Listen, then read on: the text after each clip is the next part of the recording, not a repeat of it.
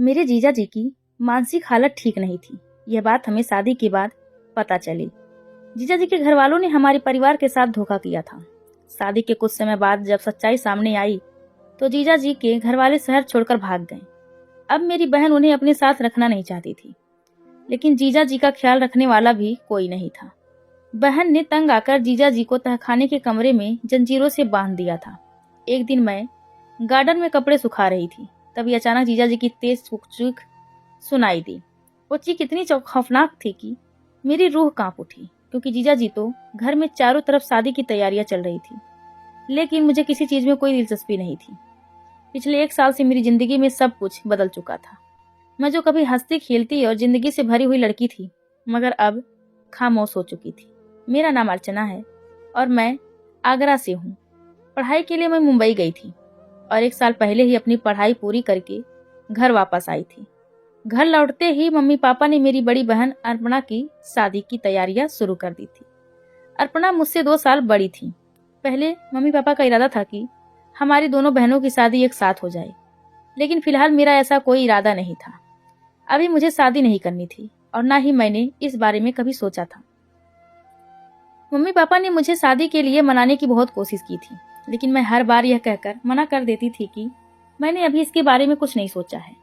फिर मम्मी के कहने पर पापा ने यह फैसला किया कि पहले दीदी की शादी कर दी जाए और मेरी शादी के बारे में बाद में सोचा जाएगा। जब मैं अपने पूरे मन से राजी होगी, तब दीदी का रिश्ता एक बड़े और प्रतिष्ठित घर में तय हुआ था। यह लोग भी हमारे ही शहर में रहते थे। मम्मी ने मुझे बताया था कि मेरे होने वाले जीजा जी का घर बहुत बड़ा है और उनका खुद का बिजनेस है। लड़का विदेश से पढ़ाई करके लौटा था। सुनने में सब कुछ परफेक्ट लग रहा था, लेकिन मैं अभी तक उनके घर नहीं गई थी और ना ही मैंने अपने होने वाले जीजा को देखा था। यहाँ तक कि उनकी तस्वीर भी नहीं देखी थी। मगर मैं अपनी दीदी के लिए बहुत खुश थी। दीदी को तो पहली नजर में ही अपने होने वाले पति से प्यार हो गया था। वह अपनी शादी को लेकर बहुत खुश थी। उसने अपनी शादी की हर चीज अपनी पसंद से चुनी थी। मुझे शादी ब्याह में कोई खास दिलचस्पी नहीं थी, इसीलिए मैं अपने ज्यादातर समय अपने कामों में ही व्यस्त रहती थी। दीदी की शादी में भी मैंने कोई खास रुचि नहीं ली थी और ना ही लड़के वालों के घर गई थी। मम्मी ने कई बार कहा कि मैं भी एक बार उनके घर चलकर देख लूं, लेकिन मैंने हर बार कोई ना कोई बहाना बना दिया था, क्योंकि मुझे ज्यादा लोगों से घुलना मिलना पसंद नहीं था। मम्मी पापा ने सब कुछ देख लिया था, पसंद कर लिया था और दीदी खुश थी। मेरे लिए यही काफी था। दीदी जानती थी कि मुझे शादी के मामलों में दिलचस्पी नहीं है, इसीलिए उसने अपनी कुछ सहेलियों को शादी से पहले ही घर बुला लिया था, ताकि वे शादी की तैयारियों में उसकी मदद कर सके। इससे मेरी भी इन सारे कामों से जान छूट गई थी। सारी तैयारियां दीदी ने और उनकी सहेलियों ने खुद ही संभाल ली थी। यहाँ तक कि दीदी के साथ मिलकर शादी की सारी शॉपिंग भी उन्होंने की थी। मैं इस बात से खुश थी कि मैं इन झंझटों से बच गई थी। काफी इंतजार के बाद आखिरकार शादी का दिन आ ही गया था। सब लोग तैयार होकर मंदिर के लिए रवाना हो गए, क्योंकि शादी की रस्म वहीं होनी थी। दीदी भी अपनी सहेलियों के साथ पहले ही जा चुकी थी। घर में सिर्फ मैं अकेली रह गई थी। मैंने जल्दी जल्दी अपनी तैयारी पूरी की और मंदिर जाने के लिए घर से निकल चुकी थी, लेकिन रास्ते में एक छोटे बच्चे का एक्सीडेंट हो गया था। वहां कोई भी उसे अस्पताल ले जाने के लिए तैयार नहीं था। यह सब देखकर मुझसे रहा नहीं गया था। मैं इंसानों को यूं पत्थर बना देख के बहुत दुखी थी। तभी मैंने तुरंत उस बच्चे को उठाकर अस्पताल पहुंचाया। उस समय मैं सब कुछ भूल चुकी थी कि मुझे कहाँ जाना है और क्यों तैयार हुई थी। मैं अपना फोन भी गाड़ी में ही छोड़कर अस्पताल के अंदर चली गई थी। मम्मी मुझे बार बार फोन कर रही थी, क्योंकि उन्होंने मुझे घर से कुछ सामान लाने को कहा था, लेकिन मैं तो उस वक्त उस बच्चे की हालत देखकर सब कुछ भूल गई थी। जब तक उस बच्चे के घर वाले अस्पताल पहुंचे, काफी समय बीत चुका था। मैं जल्दी जल्दी अपनी गाड़ी के पास आई और जैसे ही फोन देखा, मुझे याद आया कि मैं अपनी ही बहन की शादी पर नहीं पहुंच पाई थी। मैंने समय देखा तो काफी देर हो चुकी थी। मैं तुरंत गाड़ी में बैठकर मंदिर पहुंची, लेकिन वहां जाकर पता चला कि शादी की सारी रस्में खत्म हो चुकी थी। दीदी की विदाई भी हो चुकी थी और सारे मेहमान धीरे धीरे जा रहे थे। मुझे देखकर मम्मी बहुत गुस्सा हो गई थी, क्योंकि मैं अपनी इकलौती बहन की शादी पर सबसे आखिरी में पहुंची थी। दीदी के ससुराल वालों में से किसी से भी मेरी मुलाकात नहीं हो पाई थी। मुझे भी इस बात का अफसोस था, लेकिन मेरे लिए किसी की जान बचाना ज्यादा जरूरी था। जब मैंने पापा को पूरी बात बताई तो उन्होंने मेरी बात समझी और कुछ नहीं कहा, लेकिन मम्मी अब भी मुझसे नाराज थी। मैंने सोचा कि मैं उन्हें किसी न किसी तरह मना लूंगी। दीदी की शादी अच्छे से हो गई थी, इसीलिए अब मुझे सुकून था। दीदी की शादी से पहले मैंने एक दूसरे शहर में नौकरी के लिए अप्लाई किया था, लेकिन यह बात मैंने घर में किसी को नहीं बताई थी। मुझे पता था कि अगर मम्मी को यह पता चला तो वो मुझे कभी जाने नहीं देंगी। उनका बस एक ही सपना था, मेरी शादी करना और मुझे दीदी की तरह विदा करना। लेकिन मुझे अपनी जिंदगी में बहुत कुछ करना था, इसलिए मैंने सबसे छुप कर वह नौकरी के लिए अप्लाई किया था। मेरे लिए खुशी की बात यह थी कि मुझे वह नौकरी मिल गई थी। अब मुझे अगले दिन दूसरे शहर जाकर अपनी नौकरी ज्वाइन करनी थी, इसलिए मुझे रात को ही निकलना था। मैंने पापा को सब कुछ बता दिया था और उन्होंने मुझे जाने की इजाजत दे दी थी। उन्होंने कहा था कि मम्मी को वह संभाल लेंगी, क्योंकि मुझे पता था कि अगर मम्मी सुबह उठकर घर में मुझे नहीं देखेंगी तो उनका गुस्सा और बढ़ जाएगा। लेकिन मैंने ठान लिया था कि मैं अपनी जिंदगी के इस नए सफर की शुरुआत जरूर करूंगी। मम्मी मुझसे अब भी बहुत नाराज थी, खासकर उस दिन की वजह से। और फिर अगले ही दिन मैं दूसरे शहर आ गई थी और अपनी नई नौकरी शुरू कर दी थी। मैंने मम्मी को फोन किया और उनसे बात करने की कोशिश की, लेकिन वह बहुत गुस्से में थी। उनका कहना था कि मैं एक दिन और रुक सकती थी, कम से कम उनके साथ दीदी के घर जाकर सब लोगों से मिल लेती। शादी के दिन भी मेरी किसी से मुलाकात नहीं हुई थी, क्योंकि मैं देर से पहुंची थी और अगले दिन सुबह होने से पहले ही घर छोड़ दिया था। हालांकि पापा ने मम्मी को काफी हद तक समझा दिया था। मैंने मम्मी से वादा किया था कि जब मैं अगली बार घर आऊंगी तो वह जहां कहेंगी मैं उनके साथ जरूर चलूंगी। मेरी नौकरी में काम इतना ज्यादा था कि मुझे किसी से बात करने का वक्त ही नहीं मिलता था। दीदी से भी मेरी सिर्फ 1-2 बार ही बात हुई थी, और वह भी तब जब वह मम्मी पापा से मिलने घर आई थी। इस तरह समय बीतता गया। मुझे वहां 2 महीने हो चुके थे और अब मम्मी पापा और दीदी की बहुत याद आने लगी थी। मम्मी ने भी फोन पर कहा था कि मैं एक बार घर आकर सबसे मिल लूं, इसलिए मैंने अपने काम से 2 हफ्ते की छुट्टी ली ताकि मैं घर जाकर सबके साथ वक्त बिता सकूं। मैं बहुत खुश थी। मैंने सोचा था कि इस बार दीदी के ससुराल वालों से और अपने जीजा जी से भी मुलाकात करूंगी, लेकिन मुझे यह नहीं पता था कि घर लौटने पर मुझे कौन सी खबर सुनने को मिलेगी। जब मैं घर पहुंची तो मम्मी और दीदी ने जो कुछ बताया उसे सुनकर मैं हैरान रह गई। दीदी अपना ससुराल छोड़कर वापस आ गई थी। मैं दीदी को जितना खुश छोड़कर गई थी, लौटने पर वह उतना ही उदास और परेशान दिख रही थी। मम्मी ने मुझे बताया कि दीदी के ससुराल वालों ने हमारे साथ धोखा किया है। उन्होंने जीजा जी के बारे में जो कुछ बताया था वह सब झूठ था। यह कहना कि वह विदेश से पढ़ाई करके लौटे हैं और सारा कारोबार अकेले संभालते हैं, सब झूठ था। हकीकत यह थी कि जीजा जी मानसिक हालत ठीक नहीं थी। उन्हें पागलपन के दौरे पड़ते थे और उस हालत में वह किसी को भी नुकसान पहुंचा सकते थे।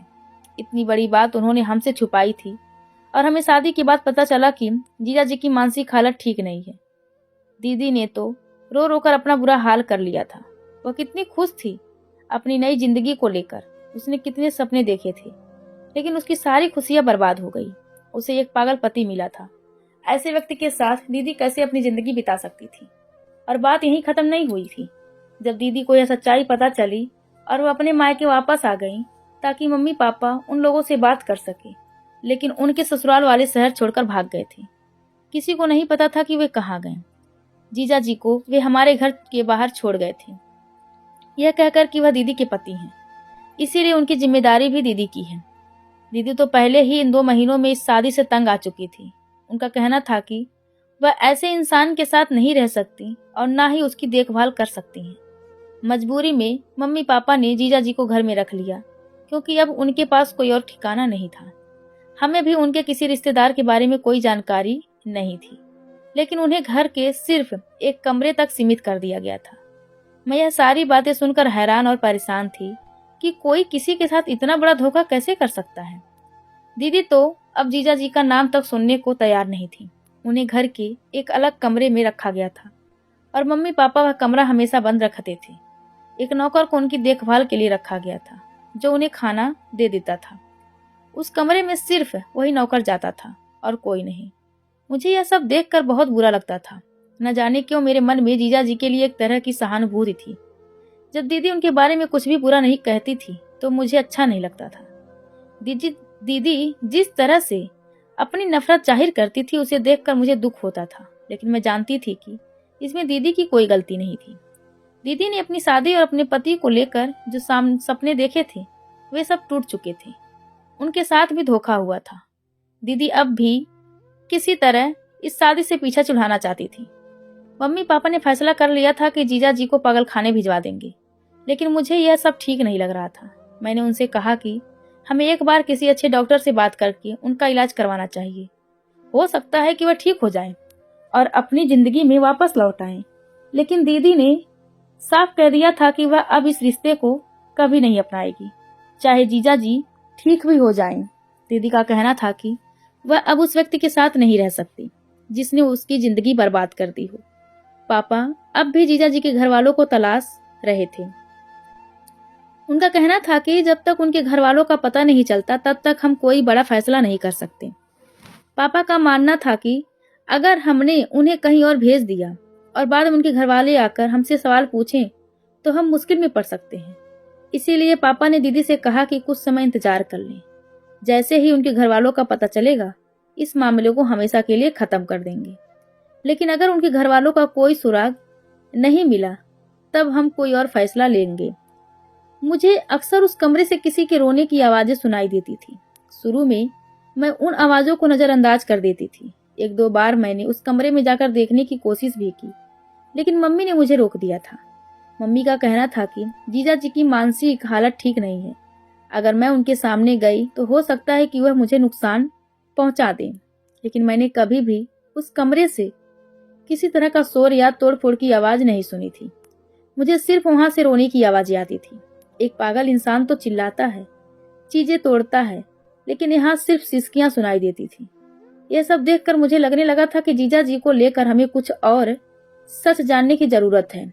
चीजें तोड़ता है, दूसरों को नुकसान पहुंचाता है, पागल इंसान तो ऐसा ही करता है। लेकिन जीजा जी की ऐसा ही कुछ नहीं करते थे।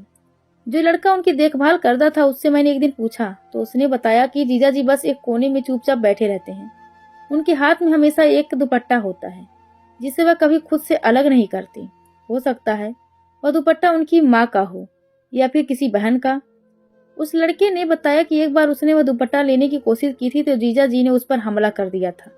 उसके बाद से वह लड़का उनसे दूर ही रहता था, बस खाना देकर वापस चला जाता था।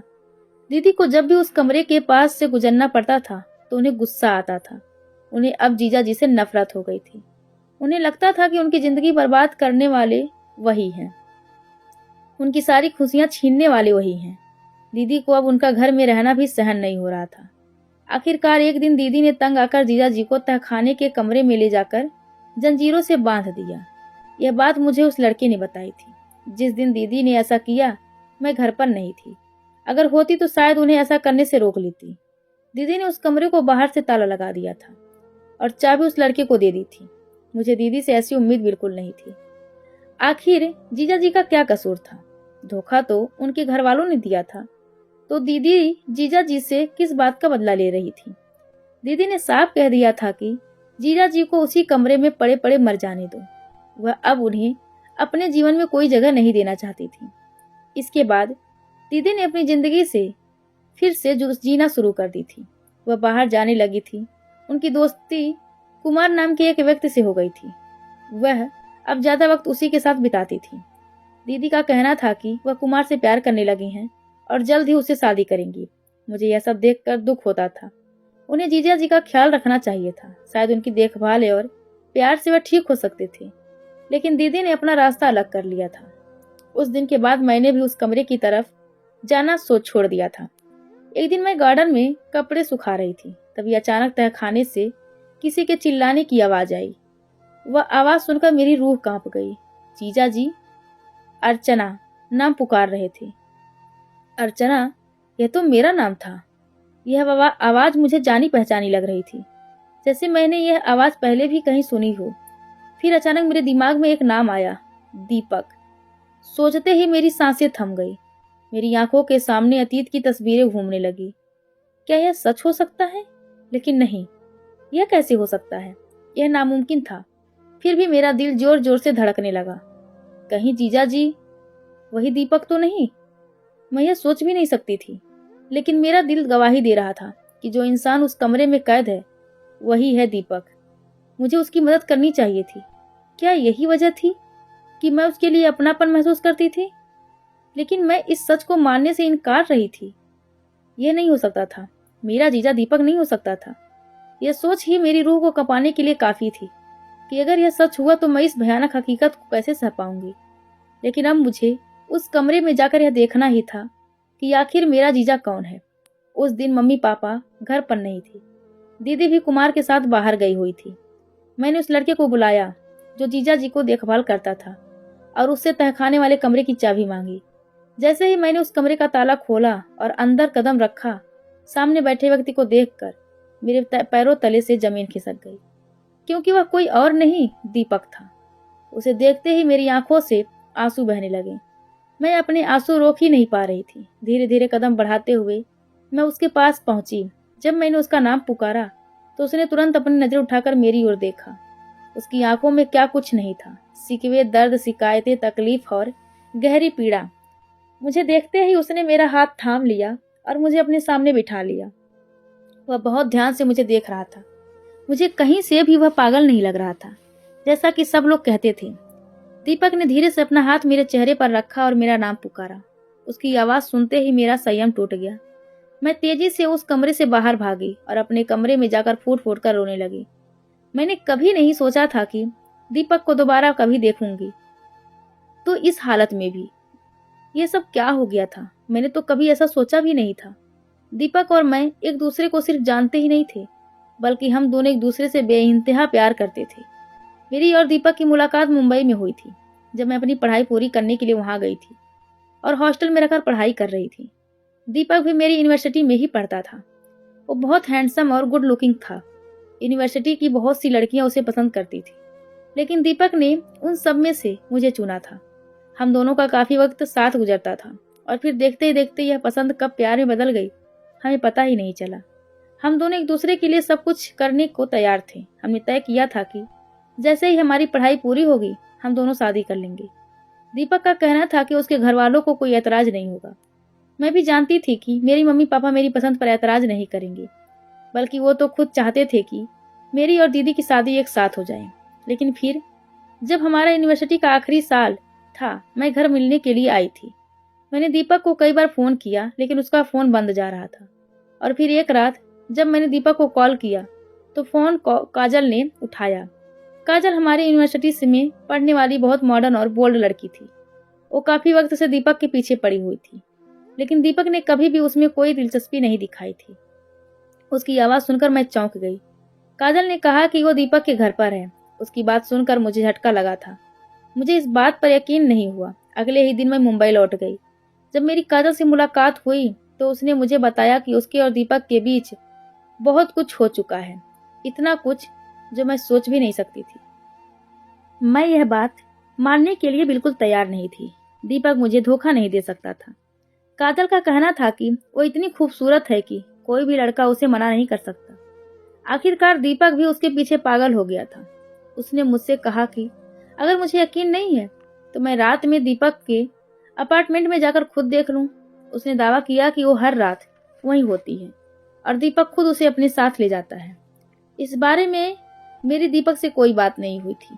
काजल की बात मेरे दिमाग में चल रही थी और फिर उस रात मैं दीपक को बताए बिना ही उसके अपार्टमेंट पहुंच गई। जब वहां जाकर मैं देखा तो काजल की बात बिल्कुल सच थी। दीपक और काजल दोनों एक साथ मौजूद थे। वहीं से मैं पलटकर घर वापस आ गई। उसके बाद ना तो मेरी दीपक से कोई बात हुई और ना ही मैंने उससे कुछ कहा। यहाँ तक कि मैंने अपना नंबर बदल लिया और उससे कोई संपर्क नहीं रखा। उसने मेरे साथ बेवफाई की थी, इसी वजह से मैंने उसे छोड़ दिया था और अपने घर वापस लौट आई थी। उसके बाद से हर चीज से मेरा दिल उठ गया था। मुझे किसी चीज में दिलचस्पी नहीं रही और इसी तरह से एक साल बीत गया और आज दीपक मेरे सामने इस हालत में मौजूद था। आखिर उसके साथ ऐसा क्या हुआ था कि उसकी हालत ऐसी हो गई थी? आज उसे इस तरह देखकर मुझे यह एहसास हुआ कि मैंने जो पिछले एक साल से उसे नफरत करने की कोशिश की थी वह बेकार थी। मैं आज भी दीपक से उतनी ही मोहब्बत करती थी। तो क्या वह भी मुझसे वाकई मोहब्बत करता था, जो आज भी मुझे भूल नहीं पाया था और पहली नजर में मुझे पहचान गया था? तो फिर वह सब कुछ क्या था? मैं बुरी तरह उलझ गई थी। मुझे इस कहानी को समझना था। कहीं ना कहीं मेरा दिल इस बात की गवाही दे रहा था कि दीपक ने मेरे साथ धोखा नहीं किया। जो कुछ मैंने देखा था वह शायद मेरी आंखों का धोखा था। अब मुझे यह पता लगाना था कि पिछले 1 साल में दीपक की जिंदगी में ऐसा क्या हुआ जिसकी वजह से वह इस हाल में पहुंच गया है। दीपक हमारी यूनिवर्सिटी का सबसे हैंडसम और होशियार छात्र था। अपनी जिंदगी और भविष्य को लेकर उसके कई सपने थे। उसे तो अपने भविष्य में बहुत कुछ करना था। तो फिर यह सब कैसे हुआ? अगले ही दिन मैं मुंबई वापस गई और बड़ी मुश्किल से मैंने काजल का पता लगाया। मुझे उससे सच जानना था। जब मेरी उससे मुलाकात हुई और उसने मुझे सच बताया तो मेरा दिल किया कि मैं अपनी जान ले लूं। मुझसे कितनी बड़ी गलती हो गई थी। काजल ने मुझे बताया कि उसने जो कुछ भी किया था वह सिर्फ और सिर्फ मुझे परेशान करने के लिए किया था। उसने यह साबित करने के लिए किया था कि वह यहाँ की सबसे खूबसूरत लड़की है और कोई भी लड़का उसे मना नहीं कर सकता। उसने बहुत कोशिश की थी, दीपक को अपनी तरफ करने की बहुत कोशिश की थी, लेकिन वह असफल रही थी क्योंकि दीपक मुझसे प्यार करता था और मेरे अलावा किसी और लड़की को देखता तक नहीं था। यही वजह थी कि जब मैं अपने घर मिलने के लिए चली गई थी तो काजल ने अपनी कुछ सहेलियों के साथ मिलकर एक योजना बनाई थी। जिस रात उसने दीपक का फोन उठाया था उस रात उसने खुद फोन करके दीपक को बुलाया था, यह कहकर कि उसे मदद की जरूरत है। दीपक सिर्फ उसकी मदद करने के लिए गया था। जिस रात मैंने दोनों को साथ देखा था उस रात काजल ने यूनिवर्सिटी में ही दीपक के खाने में नींद की दवाई मिला दी थी, जिससे वह गहरी नींद में सो गया था। उसे यह तक नहीं पता था कि उसके आसपास क्या हो रहा है। इसी का फायदा उठाकर काजल उसके अपार्टमेंट में चली गई थी। जो कुछ मैंने देखा उसमें दीपक का कोई हाथ नहीं था। काजल ने यह सब सिर्फ मुझे जलाने और मुझे नीचा दिखाने के लिए किया था, यह साबित करने के लिए कि वह सबसे खूबसूरत है और उसकी खूबसूरती किसी को भी अपनी तरफ आकर्षित कर लेती है। लेकिन वक्त के साथ काजल को अपनी गलती का एहसास हुआ। जब मैं दीपक को छोड़कर चली गई तो दीपक ने मुझे हर जगह तलाश किया। वह पागलों की तरह, दीवानों की तरह मुझे ढूंढता फिर रहा था। उसी वक्त काजल को समझ में आया कि उसने बहुत बड़ी गलती की है। उसने दीपक को सब कुछ सच बता दिया था। दीपक ने मुझे बहुत खोजा लेकिन मैं उसे कहीं नहीं मिली। आखिरकार वह भी यह शहर छोड़कर चला गया। इसके बाद उसकी जिंदगी में क्या हुआ काजल को नहीं पता, लेकिन मैं दीपक के एक बहुत करीबी दोस्त को जानती थी। मुझे यकीन था कि उसके पास दीपक के घर वालों का पता होगा। जब मैं उसके पास गई तो उसने मुझे दीपक की बहन का नंबर दिया। फिर मैंने दीपक की बहन से बात की और तब मुझे सब कुछ पता चला।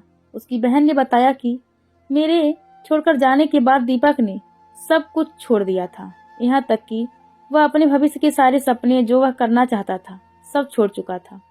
वह पूरा पूरा दिन अपने कमरे में बैठकर मुझे याद करता था और रोता रहता था, मेरा नाम पुकारता रहता था क्योंकि कहीं ना कहीं वह खुद को दोषी मानता था। मेरा एक गोल्डन रंग का दुपट्टा था जो एक बार जब मैं उससे मिलने उसके अपार्टमेंट गई थी वहां रह गया था।